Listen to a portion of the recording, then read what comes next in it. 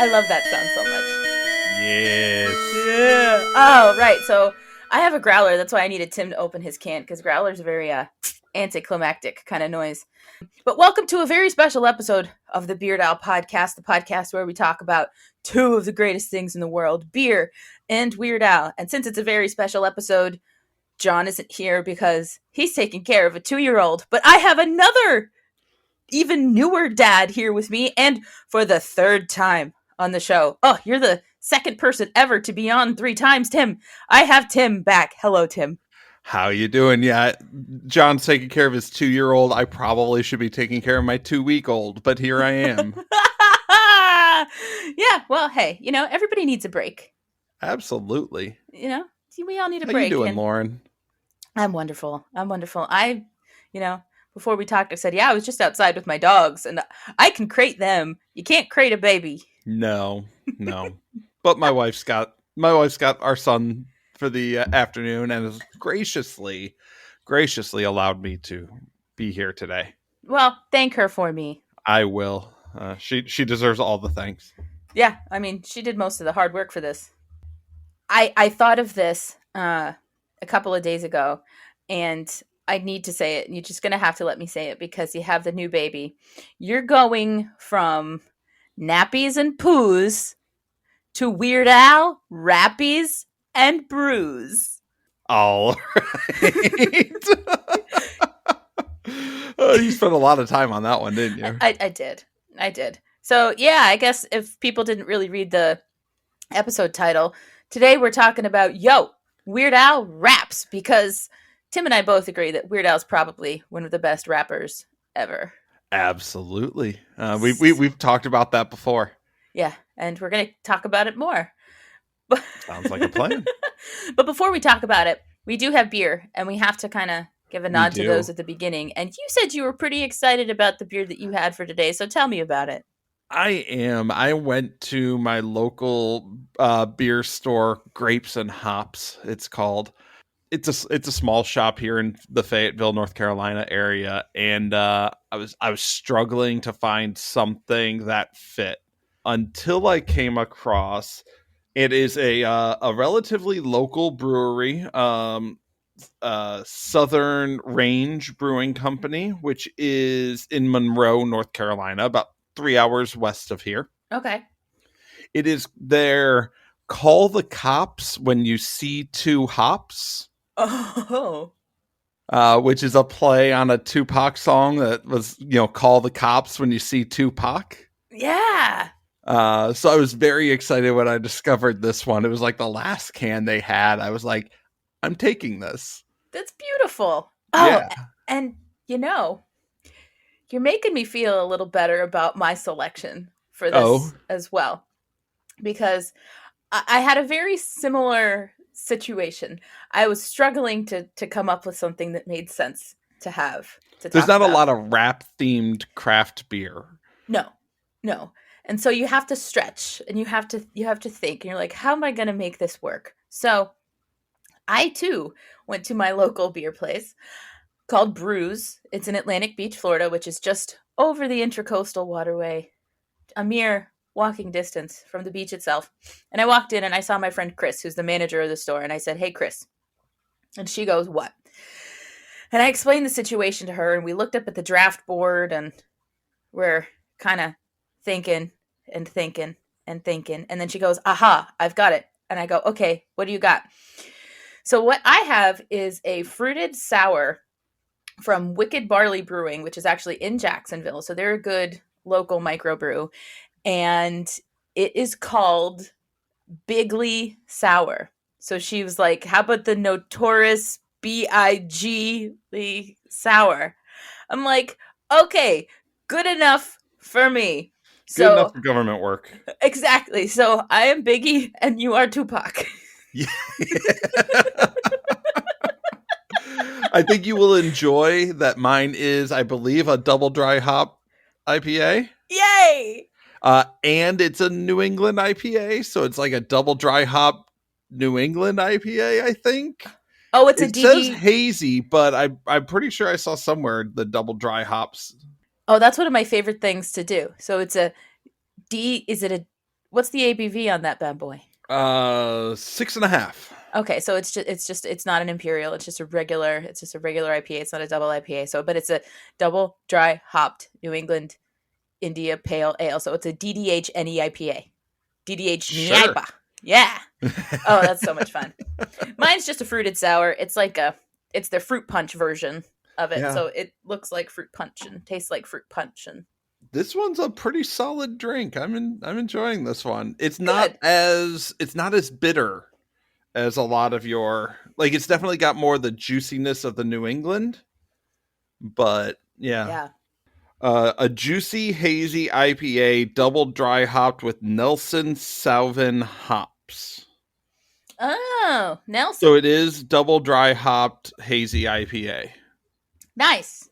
I like that. And I have found anyway, and this could just be me, that the double dry hopping or even just dry hopping in general, it's not going to be as bitter because it's not hops in the kettle. It's a dry hop type Right. situation. So it's I don't know. I like it though. There's a So, reason I leave the brewing to other people. yeah, I'll just drink it. That's fine. Yeah. Weird Al raps. Weird Al raps and And quite often. And quite often he yeah, raps. he raps Uh, a lot. especially more frequently recently. And yeah, that's I think just a byproduct of the music now. Yeah, absolutely.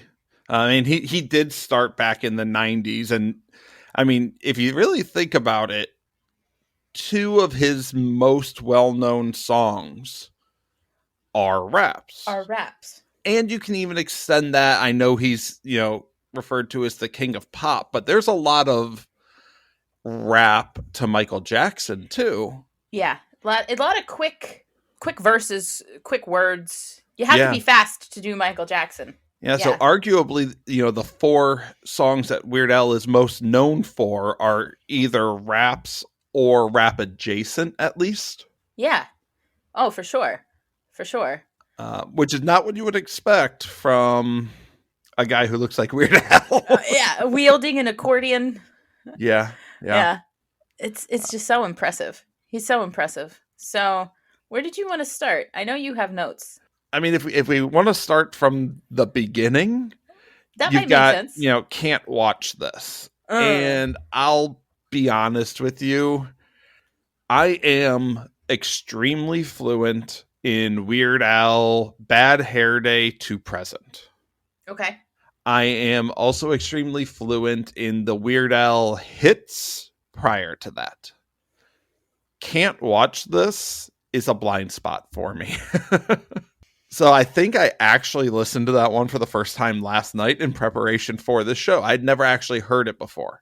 Okay. As is the case for a lot of the older Weird Al songs that you guys have talked about. Like, I had never listened to Frank's 2000-inch TV.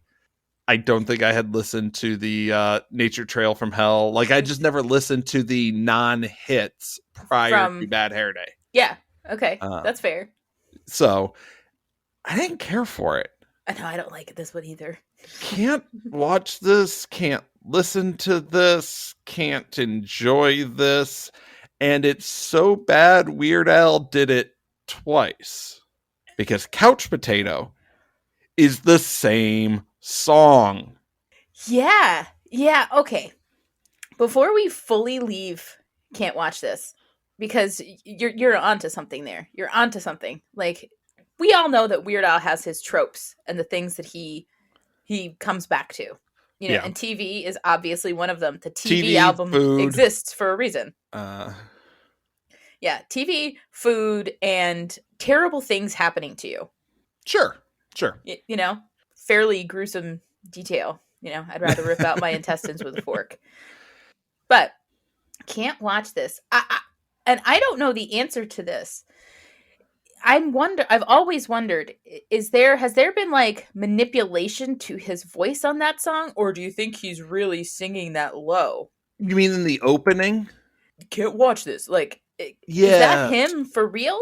I wondered if that was somebody else because it didn't sound like him at all. I know, and that's what I find so unsettling about this song too, is because he could have done this in like a more normal, quote unquote, normal Weird Al voice, right? Because that's what Right. he usually does with songs anyway. He doesn't try to sound necessarily like the original as far as vocals go.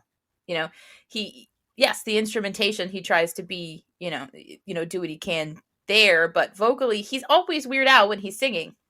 This song, no, he's not. And so, yeah, I find it unsettling in that way. And looking at the lyrics, like there's some good stuff in here, but really not all that much to enjoy. And this was off the deep end. Yes. Yes. So, and obviously it wasn't a single because the big single from Off the Deep End was "Smells Like Nirvana." Right. So this album was kind of all over the place, which most of them are. But uh, to your point about "Can't Watch This" and "Couch Potato," they're almost the same, They are. but the spirit of it, in my mind anyway, is slightly different. Couch Potato to me is Can't Watch This for millennials. Yeah, it basically does the same thing. It's listing stuff on TV, right? Yeah, and how annoying it is. But doesn't in Couch Potato, he likes some of it. Sure. I also have some major issues with Couch Potato. Let's hear them, Tim. There's a couple of references in there that are hugely problematic by today's standards. Oh yeah, like Will and Grace. Yeah, my TiVo now thinks I'm gay because you watched Will and Grace, one of the biggest sitcoms of the time. One time, one day, and now I wish I hadn't. Right. But even more so, Touched by an Uncle. Ouch. Yeah. I love Eminem. I'm from, so I was raised in Cleveland, but I moved to Detroit. I was living in Detroit at the time that 8 Mile and Lose Yourself were at its peak. All of that. I love Lose Yourself. Mm-hmm. I don't like Couch Potato. I don't either. And I'm a Poodle Hat fan. Couch Potato is definitely a weak spot on Poodle Hat, which Poodle Hat in general is an underrated album. But yeah, you've talked about this. Yeah. It's actually a quality album. Mm-hmm. I don't like Couch Potato. No, Poodle Hat was brought down by the fact that Couch Potato was the lead single off of it, and the fact that Eminem, quote unquote, would not allow him to make a video for it. So there was no supporting video to what was supposed to be the big single from the album. So it all just kind of suffered for that. Absolutely. But the rapping itself on this song, now we've talked in the past about how, Weird Al is probably right up there with Eminem as far as like rapping ability and speed goes. I've got numbers. I've got numbers, and we're gonna loop in another rap. Please do with this. Okay, So what I did is I did a little bit of comparison. I looked at Eminem's Rap God, which is the Guinness record holder for speed. Okay. And words in a song. I don't remember the exact details. I compared that with Hardware Store. Oh, okay. Daveed Diggs rap in Guns and Ships from Hamilton. And the Hamilton Polka. So I have numbers here. Give them. Okay. This is so good. So Rap God, on average, has a 4.28 words per second speed. Holy crap. On average. That works out to about 256.8 words per minute. Wow. That's an insane amount of words. That's a lot of words. A short time. But that's not even the fastest part of the song. That's his average for the song. Okay. The part where he talks about going into supersonic speed and everybody's jaw just drops as he raps, that jumps up a full almost 2.2 words per second to 6.46, which is 387.6 words per minute. Wow. Okay. So let's just go off the average, because Rap God, even on its own, is a fast song. Mm-hmm. hardware store, the iconic, starting with the Allen wrenches Yeah. all the way through, is 4.03 words per second. So we're talking a quarter of a word per second difference there between That's the hardware store speed and the average of Rap God. Now it's about 2.5 words per second slower than the supersonic speed. okay.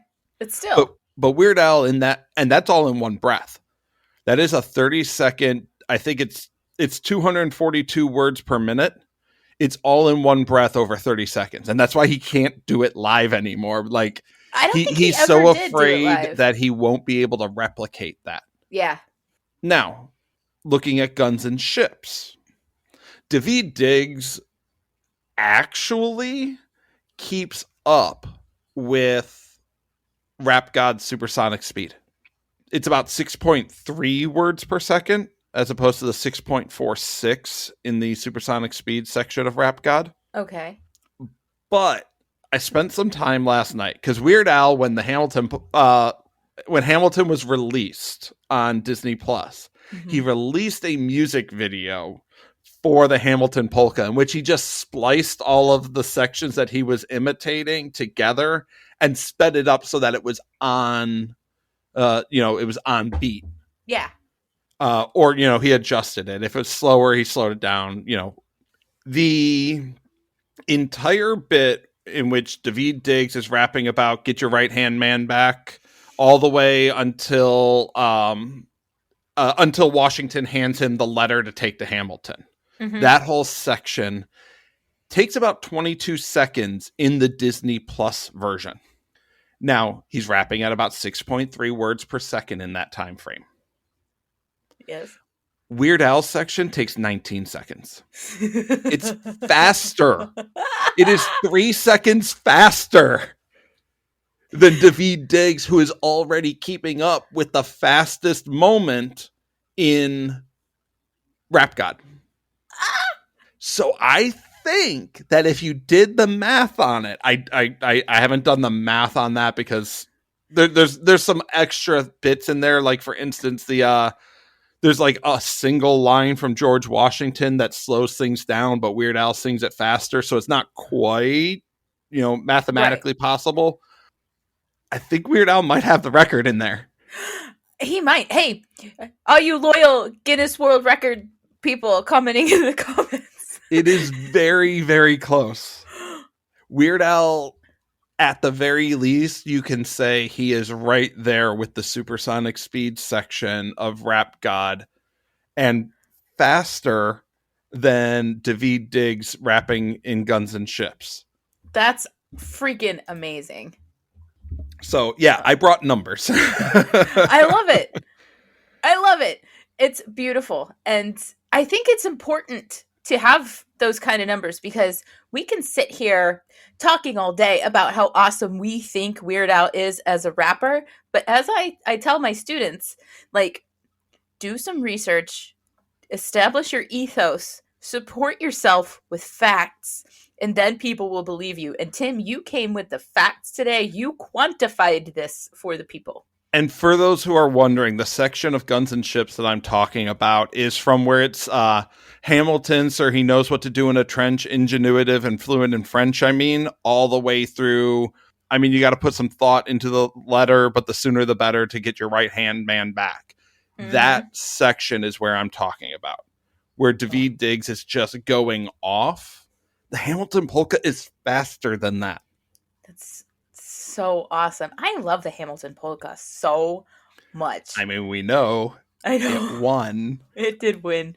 It did win. And sidebar, we were so surprised with ourselves that that's how it shook out in our polka It bracket. deserves it.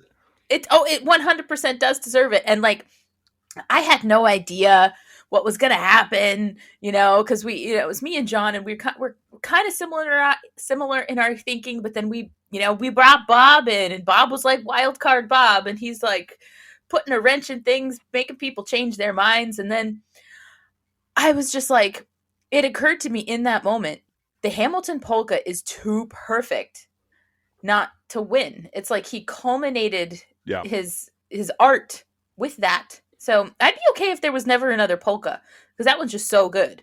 Yeah, yeah. And you know, you guys talked about this on the polka bracket, but the Hamilton polka was my introduction to Hamilton too. Yeah, right. I actually thought that the Hamilton polka encompassed all the songs from Hamilton. I had no idea that it was all music all the time. I thought it was more like Grease, where it was like, you know, a lot of talking and then they break into song, and then a lot of talking and then they break into song. And, you know, I Yeah. thought the Hamilton polka had all of it. Oh, yeah. I was wrong. Yeah. It's something. It's something. And I mean, I made a point when I had a guest on a couple of a little while ago that Lin Manuel Miranda being such a big Weird Al fan, Yeah, like I feel like he may not have had the guts to do something as crazy as Hamilton if he wasn't such a big Weird Al fan. probably not. Probably not. Especially because he did, you know, pastiches and parodies within Hamilton. Uh You huh. know, like the 10 Dual Commandments is a direct reference from I think Notorious B.I.G. My notorious Big Lee sour that I have here. Yeah. I I I am not fluent in Notorious B.I.G., so don't ask me to tell you what it's a reference to, but I believe it's something from B.I.G. Yeah, it very well could be. Very well could be. Again, I'm not super. And actually, I I'm so know for a white. fact that the part where in let me spell out my name. My name is Alexand. That is, it was originally my name is Notorious. Like, Ah, yeah, that one so I know for certain is taken from Notorious B.I.G. that's again. I'm just gonna keep saying it again and again and again and again. How important Weird Al is, whether people realize it or not. It's natural for people to want to parody things and like make fun of stuff and things like that, but having the example that Weird Al put out there makes you want it when you do it to want to do it right. Right. And, I know you have a brand new baby and things like that, but I didn't actually happen to watch it when it was on last night. I caught a video of it online earlier, so people will know when we're recording this, but whatever. Saturday Night Live last night did a parody of Eminem about NFTs. Wait, they did another. Oh, because they've got what's his face that just pulls off Eminem all the time. Yeah, Pete Davidson. Yeah, because a couple of weeks ago or a couple months ago, they did Stan. Yeah, they did. So he did it again, and he was wearing the like the Robin outfit, Okay. and he's like in a college economics course, and he raises his hand and he asks, "What's an NFT?" And the speaker doesn't know, and then he goes into the Eminem thing. It's like this looks like an NFT, and everybody come follow me because it's yeah. So I'm watching that this morning, and I was like, "Oh my god, look at that! It's a rap parody." Huh. I'm talking about rap parodies today. That's Yeah, fun times. yeah. Lonely Island Well, is mm-hmm. rap parodies who would not exist Nope. without Weird Al. Definitely not. Um, Definitely not. We have so many great things because of yes, Weird Al. And but go yeah. ahead. No, go ahead. Oh no, I was gonna segue to Gangster's Paradise. So if you had something else Oh, you I wanted to was talk actually about, heading there too. okay, beautiful. And you know what? I am totally not cutting that part out because that was brilliant. Let's talk about, you know, arguably the most famous Weird Al song, Uh huh. Amish Paradise, Yeah, we almost didn't get it. right? Because I mean, refresh everybody's memory because my words are failing me right now. Oh, so Weird Al, as Weird Al does, because he's the kindest human in the history of the world, he always asks for permission to do his parodies, which, if you listen to the show, you should know that by now. And he reached out to Coolio's people and he got the go ahead to do it. But apparently, Coolio's people never really asked Coolio directly.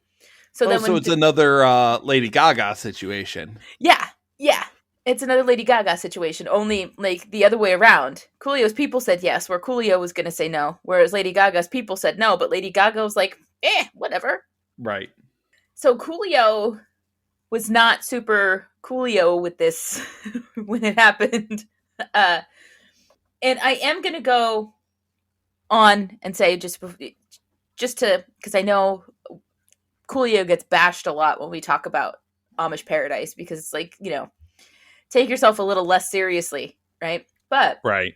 in a 2012 interview with Socially Awkward Radio, Coolio said that he regretted lashing out at the parody. So Coolio was like, in retrospect, he was like, yeah, I should have been a little cooler about that whole situation because Weird Al didn't really do anything wrong. He did reach out for permission and stuff like that. But, I hate to think what would have happened.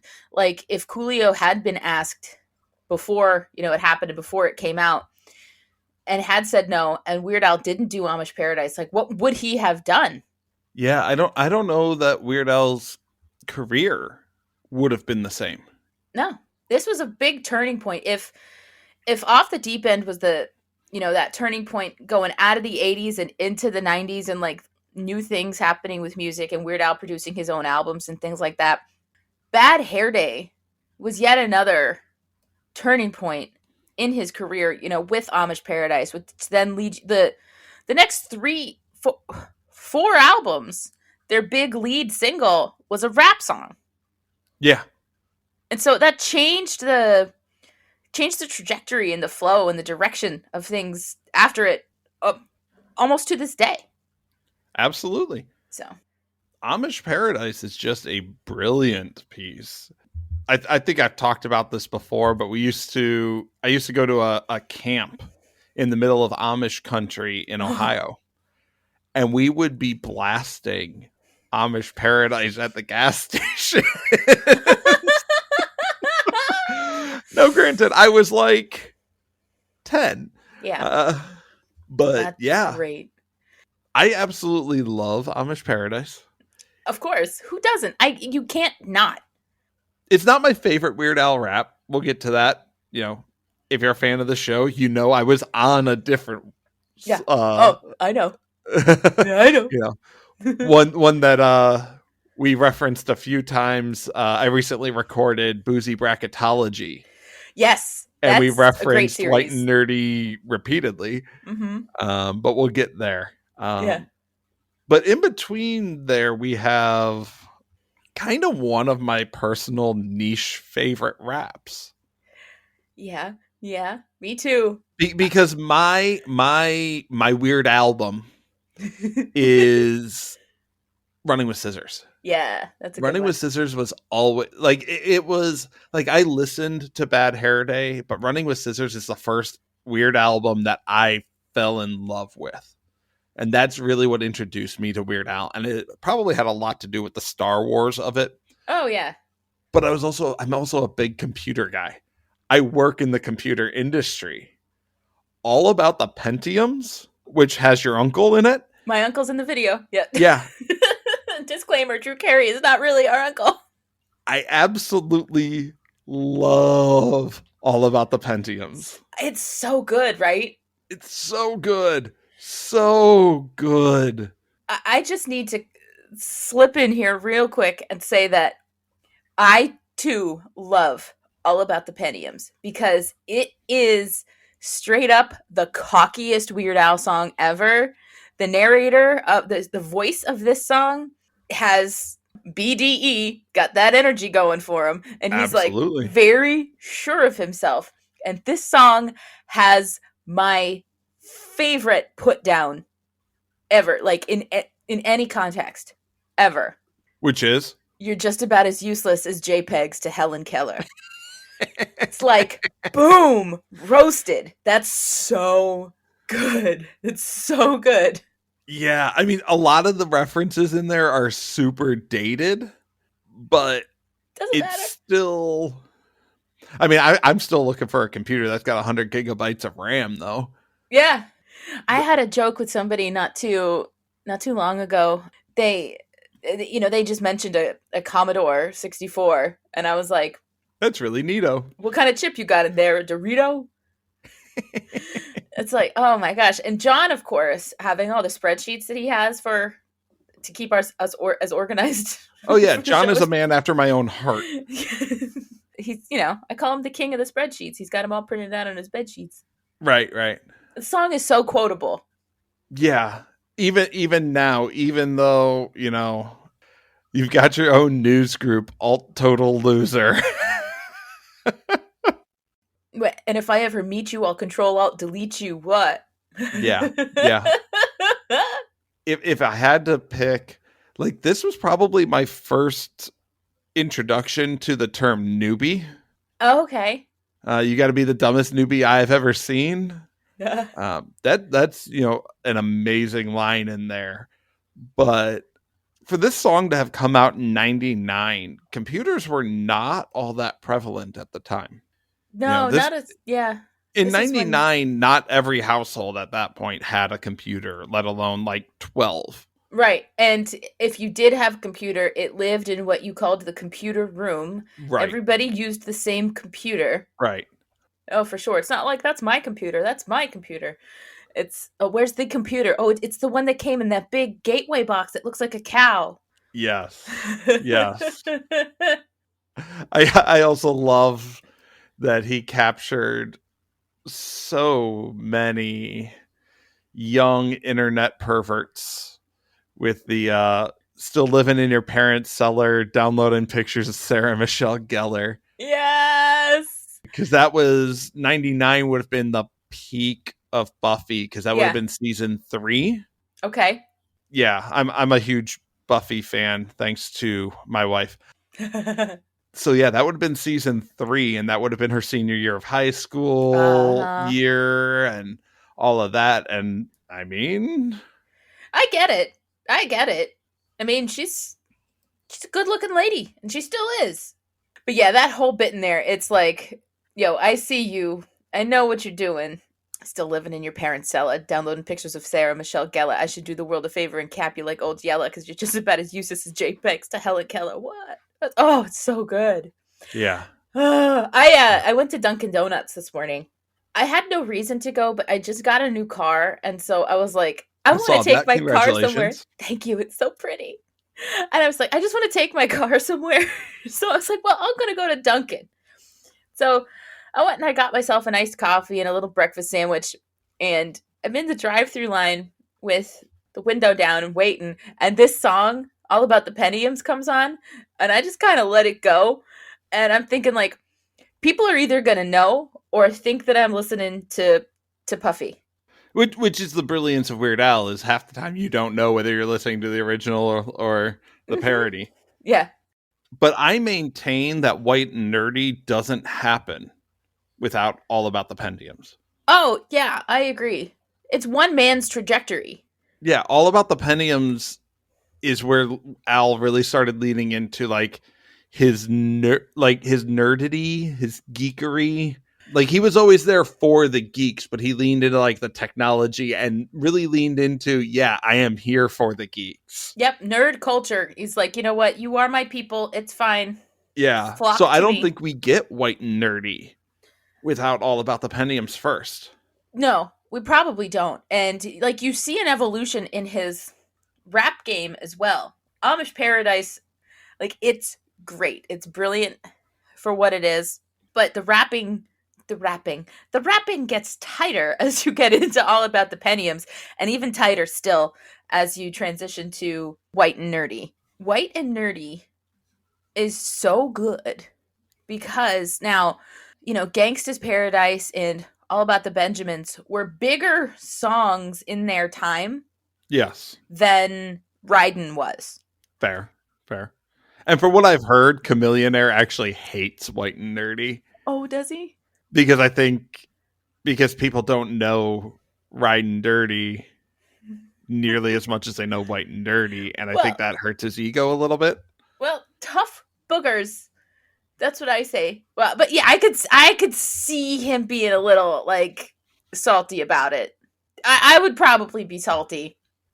at the same time, I would never go out and listen to like riding on Right. purpose. But I'm working on putting together a college course on parody, pastiche, satire, and one of the examples I'm going to use is riding versus white and nerdy because I feel like granted, we're talking 2005, 2006, which is God, my college students were like, 5. yeah, maybe, I'm but it's still averaging that the yeah, college student is like 20 yeah, but it's on still average. accessible. I think. I don't know. I don't even know what's accessible to the youth anymore. I don't know. But I have not been a youth in a long time. no, I've not been a youth in an even longer time than you. Are you older than me? I am. I always forget who's older, you or John. I am. Okay, so John I think is about my age. Yeah, John was born in the beginning of 1988. Okay, so I've got him by like 6 months Oh yeah, yeah. I think yeah, that's right. because I'm mid 87. Okay, you're mid 87. So like yeah, you're right in the middle because I'm late 85. So Okay. you're smack in the Uh, middle. but before we get to white and nerdy, we Yeah, I'm. have one other song that Oh, we have to talk about. okay. Trash Day. We have to bring it up. I don't like Trash Day. Well, and here's the thing, right? Just to work on as a segue to white and nerdy. Hot in Her was a bigger song than Ridin', but White Right. and Nerdy is a better Weird Al song than Trash Day. Right. I don't know what point I'm trying to make here, I but don't either. it's just a Um, fact. I don't like Trash Day. I skip it every time. That's all right. Every time. It does have that good line, and Weird Al doesn't even say the one line that I really, really like in Trash Day. It's like, yo, I think them rats getting big. I mean, there are some good lines in there. I'm looking at the weird accordion to Al, where Oh, he's talking yeah. about look at all this garbage that I keep generating. I sit around all day and watch it biodegrading. But there's 100 health codes that I'm violating. Even my dog passed out and needed resuscitating. Like that's a quality Yeah. batch of rhymes. Yeah. Those are not words that get used together. No. So I have to Quality. give him credit there. Mm-hmm. Whether we like them or not, I would say 9 times out of 10, they are always like well thought out and well composed. Whether they land in a place that meets our personal tastes, could go one way or another. But Weird Al definitely cares a lot about what he's doing. So yeah, that's a good batch of rhymes right there. Yeah. For sure. Yeah. I'm not a fan of that song. It doesn't work for me. It's fine. It's totally fine. I do need to make sure I bring up one point because the Nelly song obviously is Hot in Her, right? Hot in Right. Her. And it's always so jarring to hear the Weird Al version because he goes, rotten, so rotten here. He overpronunciates. And it's always like, oh, that's funny. And I'm sure that's on purpose, like, because it wouldn't really be appropriate for Weird Yeah. Al to go, rotten her. He parodies. He doesn't like culturally appropriate or anything. Right. Right. It's just a parody. That's all it is. And he leans into his whiteness. Yes. Which brings us to white and nerdy. We've talked about, when I was on, because this is one of the episodes I did. Mm-hmm. We talked about how it's kind of an interesting juxtaposition because Ryden is about being black in America and kind of dealing with, the cops and, being pulled over for profiling and stuff like that. And white and nerdy is very much, I'm not going to say in the same vein because that's not appropriate at all. But it's very much about being profiled for who Yeah. he is. There's parallels to be drawn for sure. Yes. That's so important. Like we've all felt that. I recently talked with Michael from the Micro Break podcast, and we hit on something in this area where I had mentioned that when I was younger, like in middle school and high school and stuff, I loved Weird Al the entire time, but I would never wear a Weird Al shirt to school, And because now you're wearing them for what are you on? Almost 90 days yeah, gosh, in a row. by the time this comes out, it'll be over 100. I'm gonna keep doing it. This is a brand new one today. Well, brand new from eBay. What I bought Oh, on eBay. every time I pull the trigger on a Weird Al shirt on eBay, I always feel like this is the right thing to do because I bought it on eBay. It's super meta. It's so meta. And I'm just like, I don't even care at this point. But yeah, like the one I'm wearing now is from it's the Straight Outta Linwood tour, but whatever leg this tour was, there was no way I would have seen it because it came nowhere close to me. And so I'm like, Okay. I wouldn't have I didn't have the opportunity to get this very shirt anyway. I could tell it's been worn and loved a little bit, but Yeah. you wash it. It's all good. How many Weird Al shirts do you have? Tim, I cannot answer that question. When I started this little adventure, I had 14. So I got through 2 weeks before I had to repeat a shirt. Which is already like a ridiculous amount of Weird Al shirts. Yeah. Yeah, it is.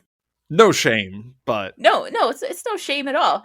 And this is what I'm saying, is that much like Weird Al leaned into his whiteness and his nerdiness as a way to make you feel accepted for having those qualities, once I hit a point, I was like, you know what? I'm just leaning into this now because Weird Al would accept me. I'm not hurting anybody. right. I'm just like It's your Hawaiian shirts. exactly. Now, here's a question I have for you. Okay. In my quest to wear a Weird Al garment of some sort every day, do you think just a regular Hawaiian shirt would count? Can I count that? I would say no. Okay. Unless you put a wig on. Oh, okay. If you go as like If I go full cosplay, then it counts. yeah, yes. So you get the curly haired wig, or you get the accordion with it, one or the other, or both. It counts. What if I got an enamel pin with an accordion on it? No, I know. I understand. That's fine. I'm gonna have to get some tank tops. Even get one of those little toy accordions. Mm. It doesn't have to be a full size accordion, but have the accordion with you, and then it counts. Okay, That's what I would say. I'll buy that. This was a fun little sidebar, wasn't it? Absolutely. But it's true. It fits with the spirit of what this song is doing. Yeah. Because I wouldn't have worn them at that stage in my life for fear of being quote unquote profiled as a nerd. Right. But now, do what you want. I am confident in this. I will tell anybody in the world, like, no, Weird Al's the best. He's the best. And if you don't think so, you're incorrect. So, but lyrically alone, the song so is good. Amazing. His speed is amazing. We've talked about it. Weird Al's got flow. Yep. And it is on full. It is in full view on White and Nerdy. I think White and Nerdy is the peak of Weird Al's rap game. Yes. Until you get to Hamilton Polka, because I think Hamilton Polka blows it out of the water. But which is totally different because it's not even yeah, that's so interesting because like Hamilton Polka is a polka. It's not a rap song, but he's polka-ing rap. Right. So that's all good. Yeah, I think White and Nerdy is the peak of Weird Al. It might even be peak Weird Al. I think it because of both what it is and the subject matter and the fact that he does it so well. I was out at a bar and I asked the DJ, "Can you play Weird Al?" And he's like, "No." And I said, "Can you at least play White and Nerdy? Nobody's gonna know." And so he's like, "Fine." And so he did. And guess what? Like nobody knew. Right. Because everybody's already dancing anyway. It's like whatever. But like he did it so well that anybody can enjoy it, even just for how the music works. But God, the rapping and the words are absolutely phenomenal. Completely beyond reproach, in my opinion. Like there's not even a part of this song that, like you were saying with some of the earlier ones, there's some questionable. Yeah. Like Couch Potato has some questionable content. Yeah. This doesn't. This is just like And I mean, nerdcore. a lot of it, in Weird Al's defense, is kind of just a product of the times. There's a lot of Weird Al lyrics through the times that are problematic now. Yeah. Um, Jerry Springer and the way he talks about certain individuals in that show Yeah. is hugely problematic in 2021. Mm-hmm. But that's, another episode. Yeah. I have one more topic to cover, Yeah. but before we do that, do you want to talk about your beer? Oh, I'm enjoying the heck out of this. Yeah. Like I said, I got a little, 32-ounce growler because the beer place I go to, they're only at, like a tap room. So it's either a big growler or a small one. I was like, well, 32 ounces, that's what? That's 2 beers. I can have 2 beers because I'm just going to finish this because there's no sense in closing it. Right. Right. But yeah, it's a good day drinker. I like a sour during the day, and it is like 85 degrees here right now. Yeah, we're not too far south of that. I think we're at like 80. Yeah, so it's a hot day. It's the middle of the day, and my 2 options as far as like names of beers that would have been appropriate for this today was either the Bigley sour from Wicked Barley in Jacksonville, or it was a beer from MIA Brewing in Miami called Moo Over Miami, but it was a milk stout. And I'm like, I'm not drinking a milk stout in the afternoon on an 85-degree day. So Yeah, give me the sour. that's fair. That's fair. It's a nice fruit punchy kind of sour. I could see this actually. It almost tastes like a sangria, if that makes Okay. sense. So like, I would have no problem actually putting fruit in this fruited sour because it feels more like that than a true like heavy beer to me. Okay. Because it's very light in color. Like I'm looking through my glass and I can still see you through it, even though Okay. you're like pink Yeah, I now. see you a little bit reflected in there. Yeah, I like it. It's 6%, so it's not for the Not faint heavy. of. It's not heavy, but it's not. You know, God, I had like a 3.5% beer on the show, and I hated myself for it. I'm like, that's not even worth the carbs. It's not even Bud Light level. I know it was a grapefruit Hefeweizen from Schofenhofer Surfen from like Germany or whatever. Okay. I'm like, oh, it was the only Hefeweizen they had at the store when I went, and I needed a Hefeweizen for pancreas. So I actually had 2 beers on the episode about pancreas because I downed that Hefeweizen and I was like, I need a real beer. Hang on, I'll be back. But yeah, Wicked Barley does some really good stuff too. So if anybody listening, if you ever make it to Jacksonville, Wicked Barley, first of all, their tap room is gorgeous. They have a beautiful outdoor beer garden right on the creek. So like there's a creek that runs behind it. So like people can kayak up to the dock behind this brewery and go in and then kayak home. People do that, which is crazy. Okay. So my beer from Southern Range, the Call the Cops When You See Two Hops, is That's so actually great. delicious. Most IPAs, if you're not an IPA drinker, you really have to, people say Stockholm syndrome with IPAs. Like you have to like really start to like you have to get through a few. This Yep. is one that it's not overly bitter. Mm. I've had some really bitter IPAs, and this is not one of them. Okay. I don't know what Nelson Salvin hops are. I don't know that I've ever had a beer that has Nelson Salvin hops. I've had Nelson. I know Nelson hops. Okay, so maybe it's Nelson and Salvin hops, and it's just typed wrong. Maybe. Because that would make sense because it's Call the Cops When You See Two Hops. So it's Nelson and Salvin. Yeah. Yeah. Really good. Really, really good beer. I ranked it like a 4 on Untapped. So, Oh, yeah. I did a 3.9 for this. yeah, I tend to be pretty generous with my beers. I'm sure most people would probably give it like a 3.5 or 3.75, somewhere in there. Yeah. I tend to like if I would drink it again, it gets at least a 4. That's totally fair. Yeah. I'm a pretty easy grader too, both as a teacher and when I'm checking my beers in on Untapped. If I could tell you tried and like you followed the prompt and like it's delivering on what it said it would, Yeah. that's fair. Like, yeah. And it's not often that I won't rate a beer, especially from a craft brewery, because I can appreciate like the time and effort and thought that goes into making, craft Right. beer.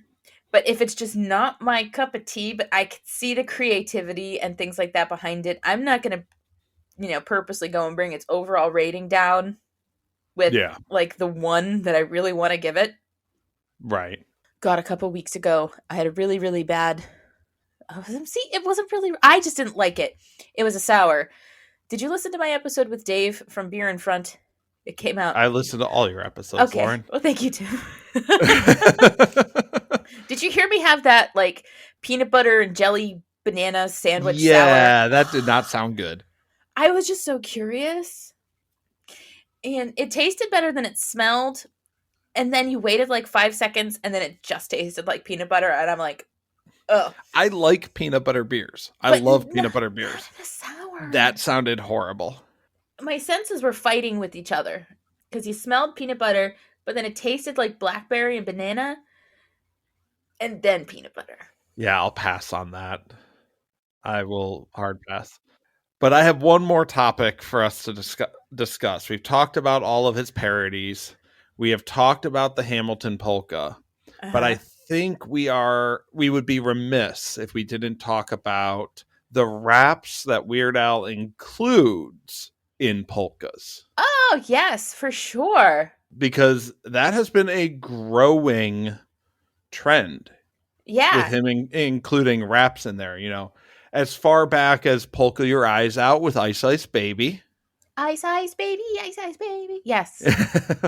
Then, arguably Polka Power, Intergalactic. It's kind of rap rock. But then you go into the Angry White Boy Polka, where you've got the real Slim Shady. Oh, and that part is so good. I'm Slim Shady, yo, I'm the real Shady. That's so good. And he speeds up Eminem. And it's very hard to speed up Eminem. I know. That's so good. That's so good. Yeah, and a lot of the more recent polkas are also fairly... I've got those too. And some of them might be technically classified more R&B. It's kind of a blurred line. But you got Polka-Rama, which is Let's Get It Started by the Black Eyed Peas. Drop It Like It's Hot. Gold Digger. And Pawn to Replay. Oh, yeah. Which polka has Candy Shop by Fitty? I'll take you to the candy shop. I'll let you lick the lollipop. I just did an episode about polkas. It might be Polka Face. Because Polka Face has Day and Night. Blame It by Jamie Foxx. Okay. Break Your Heart. TikTok. And Down. Oh, baby, are you down, down, down, down, down? And then finally, you've got Now That's What I Call Polka, which has Gangnam Style, which is absolutely a rap.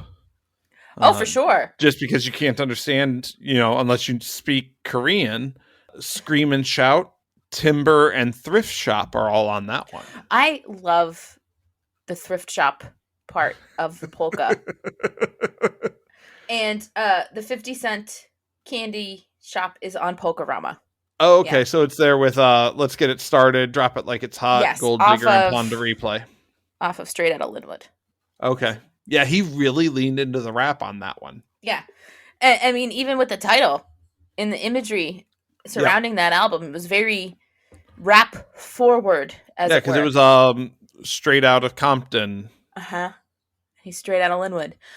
But yeah, I have to mention the thrift shop part of Now That's What I Call Polka, because it makes me laugh every time. I think John and I talked about this when we did our episode on Now That's What I Call Polka, but it's like the little bits outside of the main rap portion of it, like it's large, it's huge. I do. Like, yeah, I look incredible. I do. Yeah. And it's those kind of bits that make Weird Al kind of like what he is. And it's so good. Yeah, I just think it wouldn't be justified to talk about Weird Al raps without talking about the raps that he put in his polkas, because for sure. while he's not, directly parodying, he's still putting his own spin on them. Mm-hmm. He's got to, manipulate that into a polka style. He usually ends up speeding it up. He's got to put in those little whizzes and bangs, and Pew! it takes a lot of work and a lot of creativity. He's not just singing somebody else's song. Yeah. So I think that really contributes to the creative genius that is Weird Al. And I still maintain that he is the greatest rapper of our time, but he will never, ever be considered as such. Yeah. And that's unfortunate, especially since you proved it with math. Yeah, he's at least up there with the best. Yeah. And you proved it with math. And so Yeah. that's very important. It's very important. This was so great having you back on. I love having you on this show, Tim. I truly do. love being on this show. I'm so glad, and I'm glad you were able to do this, sooner rather than later, because I know new dad life can be hard. Yeah. And a lot. I think we talked about that off mic, but since I've been on the show, I did become a dad for the first time. I think we mentioned it on mic. Did we? Because I did say nappies and poos to rappies and oh yeah, you brews. did you did. See, that's new dad brain right there. It's kicking in. It's kicking in. It's all right. You're gonna be fine. Before you know it, you're gonna have somebody that talks and knows who Weird Al is. And my kid in the womb loved Weird Al. For real. One of his most active moments was when we were driving in the car to my in-laws, and not only Weird Al, but one of my favorite Weird Al songs, The Saga Begins, came on, and he went nuts. Really? Yes. That's it. It's in the genes. It's in the genes. My kid's gonna love Weird Al and love Star Wars, and that makes me so happy. Yep. You just gotta do what you gotta do. Yeah. Get them loving all the right stuff. And I think don't force it if your kid doesn't want to listen to it. Like, it's fine. Let them be themselves. But at the same time, nudge them towards the force. You know what Absolutely. I'm saying? Well, you ready to wrap it up, Tim? Put a pin I in it. think so. We're going to put a pin in it. All right. So, for all of us here at you know what, Tim? You are Beard Owl Podcast family. So, I'm calling you the extended Beard Owl Podcast family. Thank you for being here. Did you want to tell the people any of your stuff? Did you want to plug anything before we go? Obviously, with the kid, I'm on a little bit of a break. I've got a couple of guest appearances out there, but you can hear. I have 2 podcasts of my own, Hometown Crowd, where we talk about sports across the nation and in our backyards of Fayetteville, North Carolina. That show is going on without me for a little bit. I'm taking a little bit of a paternity leave there. My wife and I also have a show called Marital Tiffs, where we argue random things. We've argued Harry Potter versus Star Wars. We've argued whether North Carolina or Ohio has the right to claim first in flight. Yeah, because the Wright brothers are from Ohio. They built the plane in Ohio. That's a whole episode just on that topic. Oh, that's baller. We've done BuzzFeed quizzes, just whatever we talk about. We've talked a little bit about our relationship and the journey we've had with the pregnancy. So it's a lot of fun. We try not to take it too seriously, except in a couple of episodes, but you can find that anywhere you find your podcast. It's Marital Tiffs. You can also find me on Twitter at TD Gamer if you want to hear politics, Star Wars, and sports, and that's pretty much what I talk about there. So at TD Gamer for that. Yay! Well, Tim, I enjoy you. I know John enjoys you too. We love having you on this show, and maybe you're definitely going to be back, because again, you're the second person to be on 3 times that's not family. Yeah, after Chris, right? After Chris. Yep. Yeah. I got to catch up because he got 3 and 4 real quick. Yeah, I know, back to back. He got 3 and 4 real quick, but you'll catch up. You know, Yeah, I will. you will, because we like having you around. So I guess for the Beard Out podcast, I'm still Lauren. John is probably still John somewhere. Tim, are you still Tim? I am still Tim, And I I guess think. yeah, I hope so. Gosh, yeah, get some sleep, Tim. We'll come at you again next time, people. Bye bye. Oh, yay! Bye bye.